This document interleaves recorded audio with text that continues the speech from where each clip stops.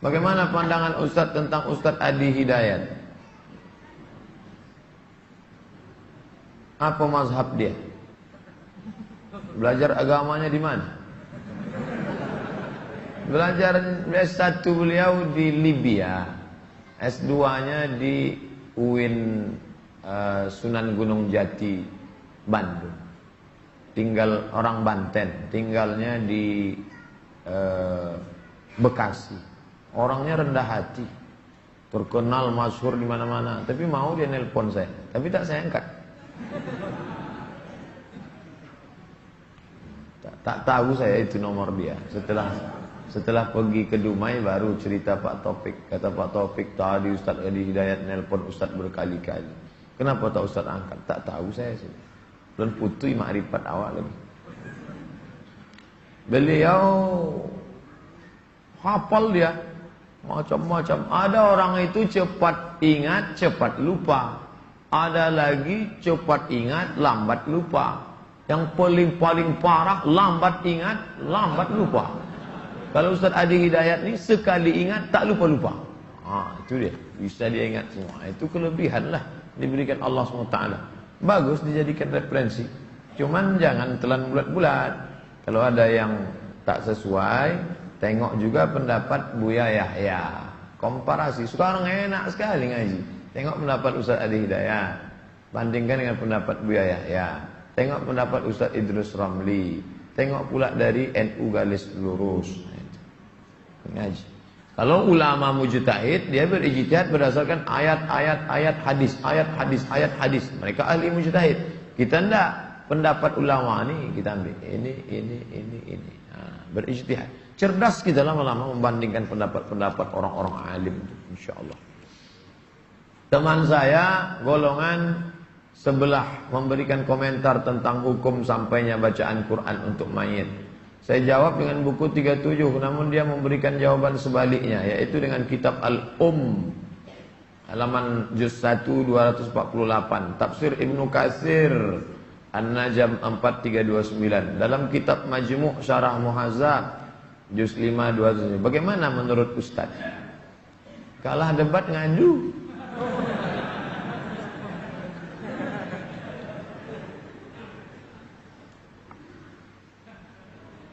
Kalau baca mazhab Syafi'i, maka baca kitab Imam Nawawi. Jangan potong-potong mazhab. Maka apa kata Imam Nawawi? Wa qala Syafi'iyyu.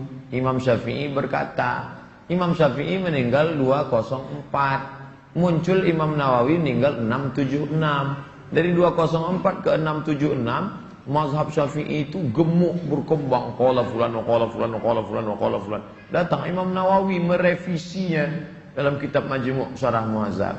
Maka kalau mau mendalami fikih Syafi'i, cukup dengan pendapat Nawawi. Harus pahami mazhab dengan baik. Jangan mazhab comot-comot. Baca fikih Syafi'i dari Majmu' Syarah Muhadzab. Apa kata Imam Nawawi? Wa qala Syafi'iyyu. Imam Syafi'i berkata.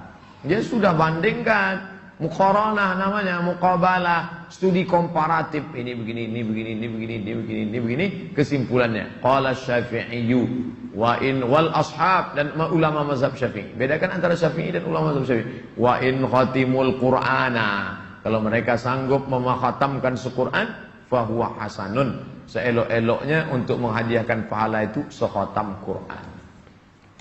Imam ente pun mengatakan sampai. Ente selalu ikut Ibnu Taimiyah kan? Iya, Ibnu Taimiyah mengatakan sampai. Ente selalu ikut murid Ibnu Taimiyah kan? Imam Ibnu Qayyim Al-Jauziyah kan? Iya. Imam Ibnu Jauziyah mengatakan sampai. Begitu caranya. Dah, pergi lagi. Nanti kalau saya kalah, datang lagi.